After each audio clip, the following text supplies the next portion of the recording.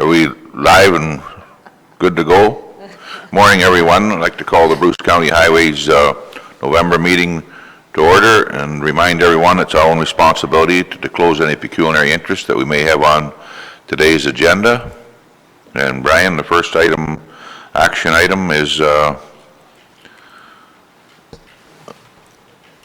Oh, do you need an agenda? Yeah, Mr. sure, that'd be great. There. Thanks, Brian. Lucknow Urban attached. Brian. Thank you, Mr. Chairperson. Good, just to get my bearings, yes. Your report identifies some work we're doing in Huron-Kinloss. Let's pop right to the map. And in camera time, if Brian gets up, do bad things happen? Or am I allowed to do this? No. Good. If we recall, let's take a look at Lucknow Urban. 2014, we reconstructed from, oh my gosh, that's small, Washington Street, westerly to Havelock Street. This year, we put the top lift of hot mix on it, and we originally had budgeted to do a rehabilitation from Havelock all the way to Montgomery and a bit of Ross Street. But it became apparent that there was other elements that we might wish to consider in conjunction in Lucknow, and that was between Montgomery Street at the west end and the end of the urban area. And we're now working towards coming up with a solution with Huron-Kinloss. And in doing that, we're partnering together to engage BM Ross and Associates to consider to do the environmental assessment for our rehabilitation work and to do a review of stormwater management at the west end of town. And that's a very large area, actually, from the west end, and it extends well beyond the urban boundary. And on that basis, we recommend that we, I've got to get this wording right, because Huron-Kinloss would retain BM Ross and we would compensate them for half the value of their work to do the drainage review. Recommendation is that the county contributes to the township of Huron-Kinloss of 50% of the BM Ross engineering work for the drainage review at the west end of Lucknow to support the department's 2016 capital initiative be approved. Any discussion on the motion, Ann? Oh, I'm sorry. Okay, Ann's going to move the motion. We have a seconder for the motion, Robert. Any discussion on the motion? Mike? Okay. No discussion, no questions on the motion. All those in favor of the motion? Motion's carried. Thank you. Brian, we're on to item B, the replacement of the Big Irwin Bridge. Mr. Chairman, we originally had anticipated that the contractor could have finished the job in 2015. The contract is open for completion until July 2016. The contractor had been optimistic, but he is unable to complete the work in 15 as we had included in our original budget. So the motion before you is to allow us to include what work they don't finish in 15 to be carried forward in 16. So, because, you know, when we take money out of a reserve, it requires committee's approval. And for committee's acknowledgement, that is the concrete structure of the old bridge, and the last picture in your package is what's there, I think, 2 weeks ago. So the abutments are poured, the pier is poured, the girders are not on, and subsequently, obviously, deck and barriers are not finished. Approximately half the work is done to date. And I think as of this morning, we provided a financial update to the 2 local municipalities. The recommendation is that the unspent funds from the 2015 Big Irwin Bridge project remain in reserve and be included in the 2016 capital budget. Any discussion? Is there a mover for that motion? Moved by Mitch, second by Milt. Any discussion on the motion? All those in favor of the motion? The motion's carried. Thank you, Brian. On to Bridge and Culvert and Mill Creek and Bruce Road 17, Port Elgin. In our summary of September 17th, when we looked at the 2016 capital program, we had identified that we made application to the OCIF fund for rehabilitation of the Mill Creek Bridge on County Road 17 on the verge of Port Elgin. In your report, we identified the allocation of funds and the request that we had made. We recently have received confirmation that we were unsuccessful in receiving the provincial funds. Consequently, our reserve is unable to fund the full project in 2016. So I'm acknowledging that those funds not be directed to this bridge in 2016. The recommendation is that the funds budgeted for the rehabilitation of the Mill Creek Bridge remain in the bridge reserve. Moved by Mitch, second by Mike. Any discussion on the motion? Mike? Just a comment, I think all of us have received one of these letters with these 4 bullet points, and I'd be interested to know what type of unusual hardship a community would need to be in before we would ever qualify for one of these grants, and is there ever really even any sense of continuing to apply for that $50 million until we impoverish every single ratepayer in Bruce County? Yes. Okay, yeah. Any other discussion on the motion? All those in favor of the motion? The motion's carried. Thank you. Item D, installation of guardrails and flex beams attached. Brian.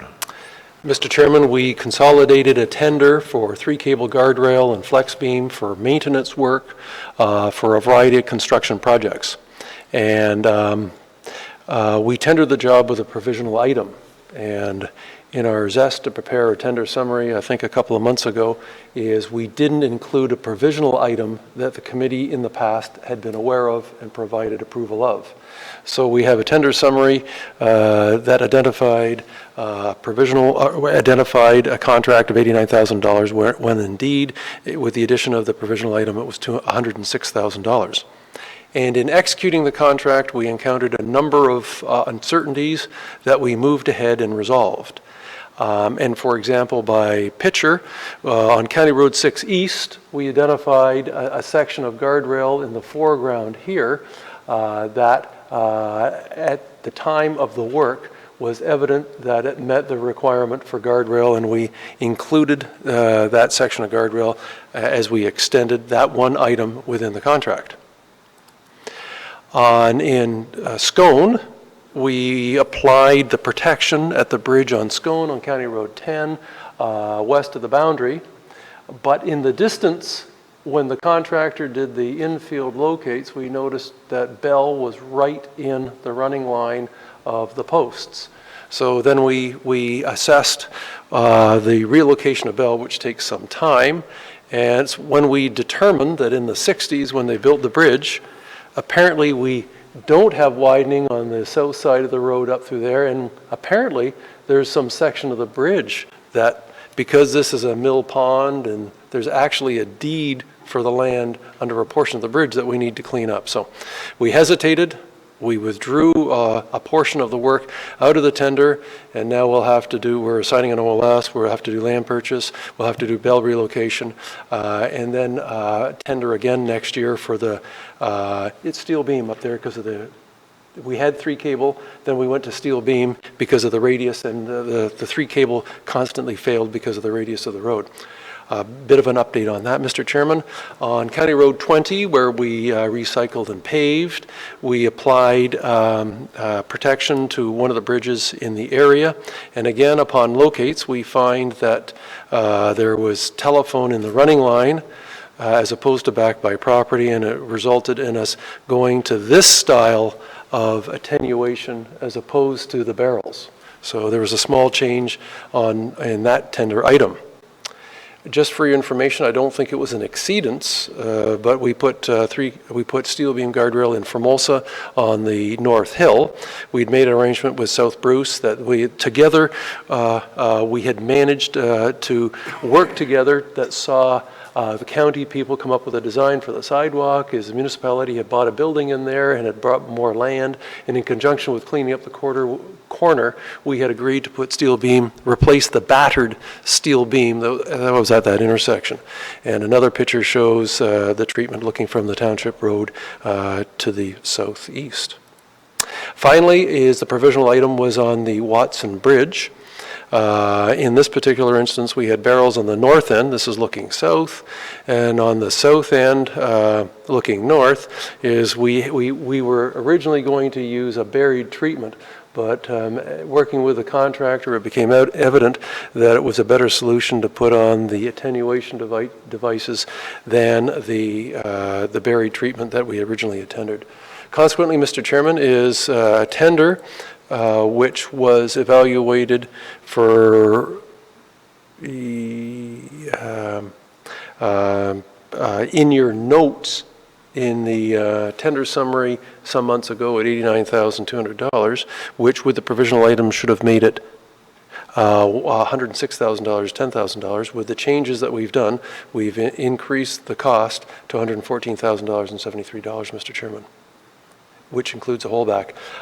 In that respect, Mr. Chairman, we ask for your authorization to make payment. And individually, they go to a variety of different expenditure lines, both maintenance and construction. And I believe they're all within the overall project budgets. Recommendation is that Royal Fence Payment Certificate Number 1 be authorized for payment in the amount of $114,073.80 pre-tax, which includes the holdback amount of $11,407.38 to be paid at a later date. It's been moved by Dave. We have a seconder. And thank you. Any discussion on the motion? Hey, Brian, that Scone work there, like, is that at 50-cent dollars with Grey County, or how does that work? Mr. Chairman, this is on the section that goes towards Chesley, so it's solely on our road, not a boundary road. Okay, thank you. Any other questions or comments on the motion? All those in favor of the motion? Motion's carried. That puts us to item D, Brian, licenses and permit revenue attached. As you're aware, Armo Wind was within the county. We had a road use agreement with Armo Wind in the municipality of Kincardine, and as a part of facilitating the agreement, we issued 900 overload permits.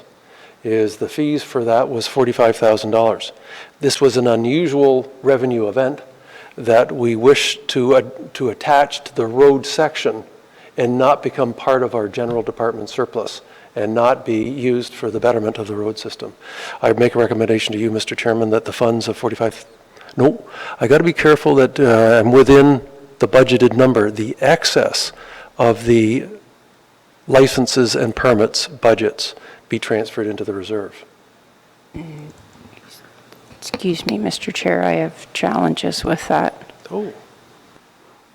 It ought to be, I would respectfully suggest it ought to be just the amount that's connected to that road. You may have excesses from other areas. Mr. Chairman, I was sort of the opinion that we may have underages and that Treasury would prefer that we would only place in reserve the amounts that were in excess of budget.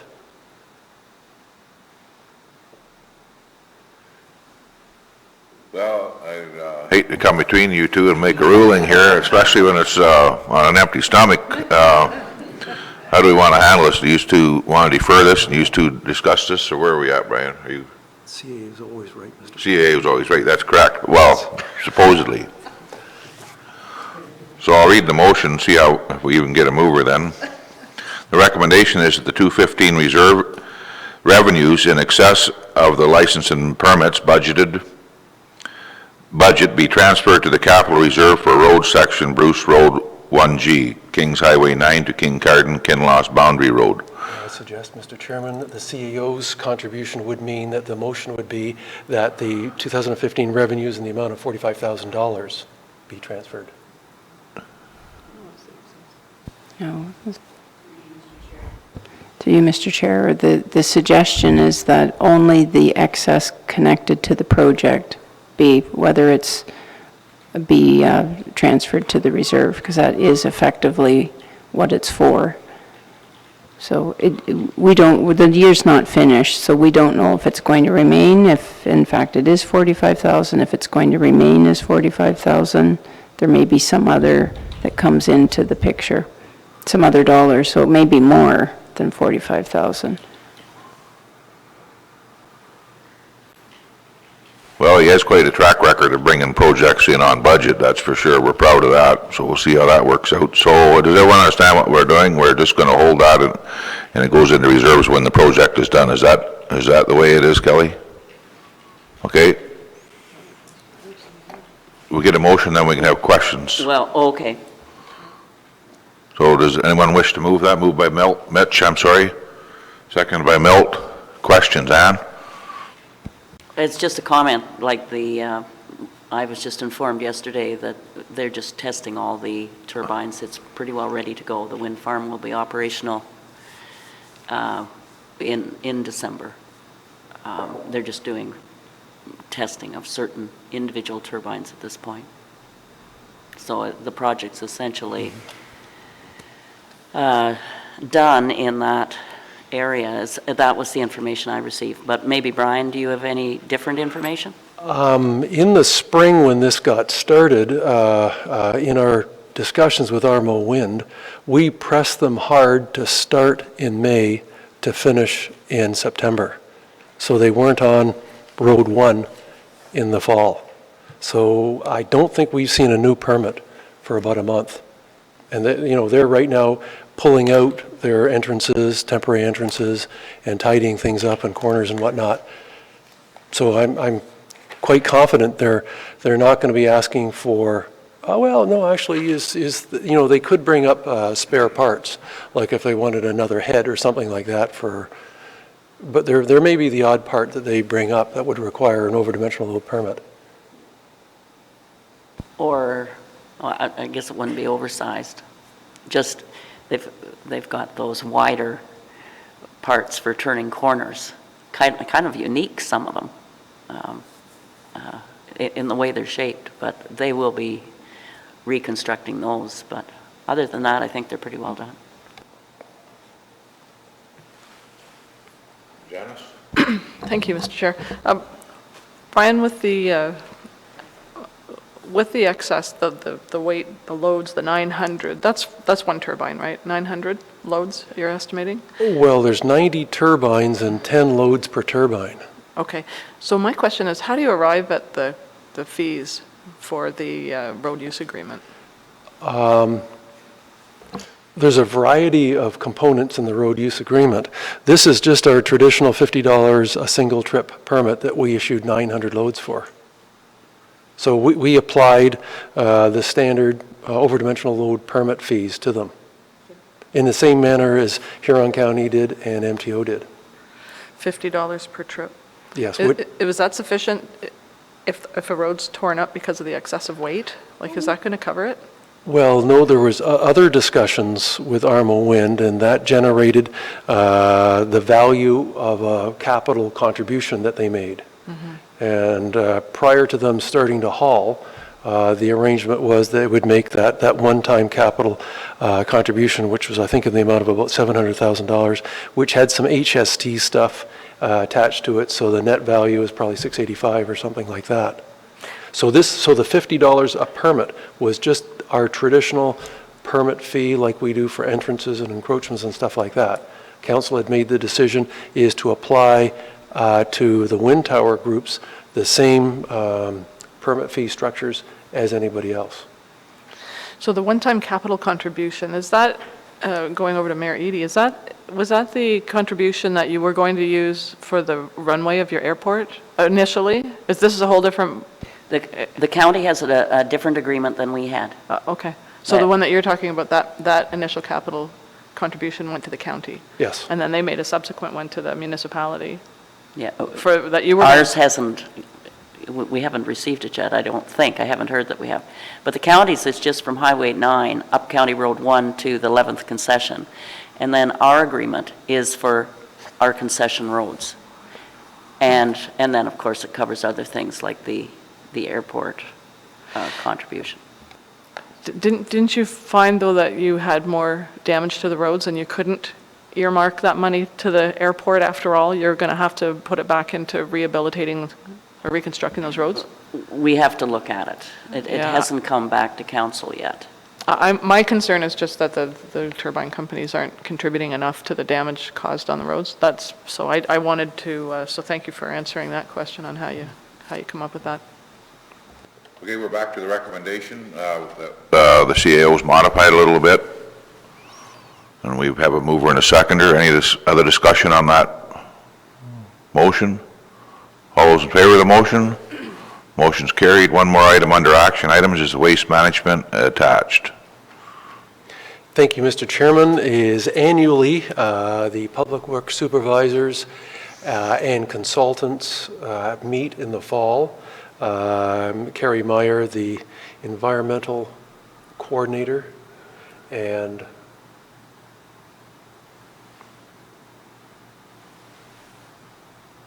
an individual that undertakes a variety of other functions, prepares the report, and we host the meeting. And I'm happy to say that every Public Works Supervisor attended the meeting back about a month ago, as referred to and reflected in the minutes that are attached.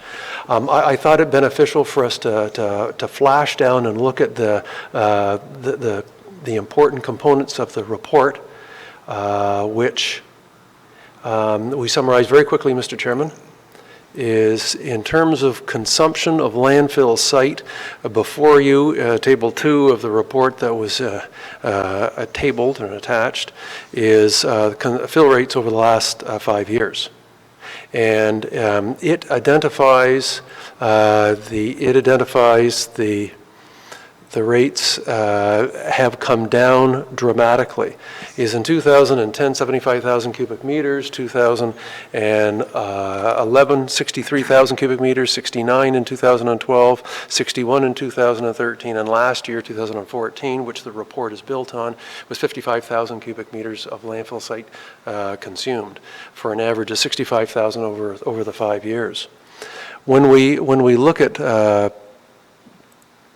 the individual municipal capacities, we identify that whether we use the 5-year average at 30, we get 30 years of capacity left. And at last year, 2014's consumption rate, we have 35 years of capacity left.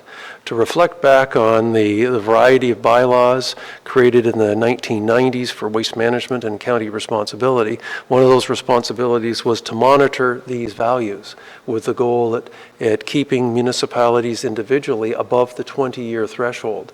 And the other empowerment of the master plan done in the 90s was that the county could work with municipalities to share landfill site where municipalities were unable to increase capacity within the existing structures or consider doing a new structure, a new location.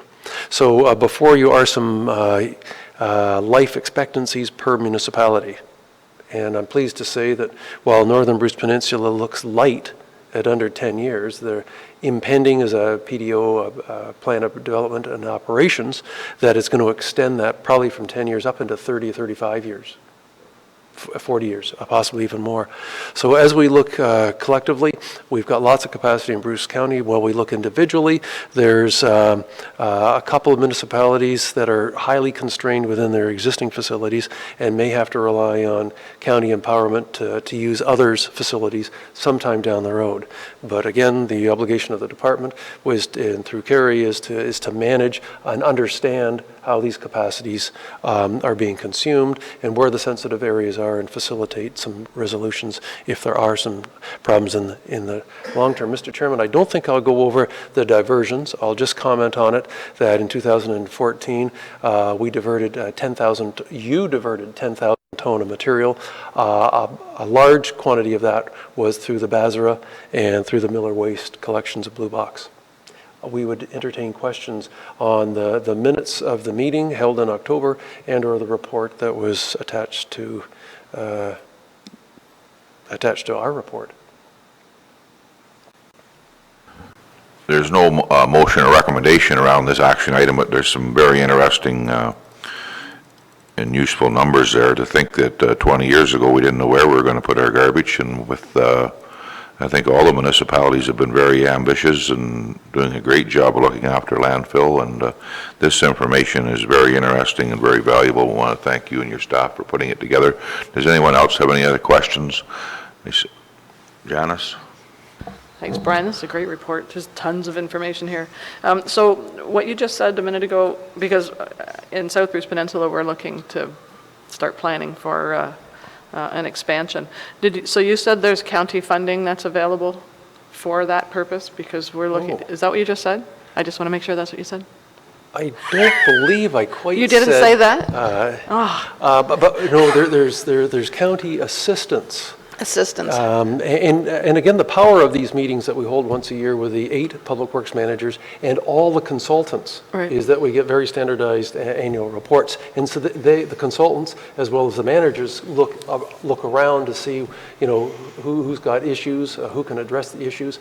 A lot of times is the old C of A's, certificates of authorization, now the environmental compliance approvals that we receive from MOE, allow for expansions within existing sites. Right. There's 2 municipalities that I think are going to struggle expanding on existing sites.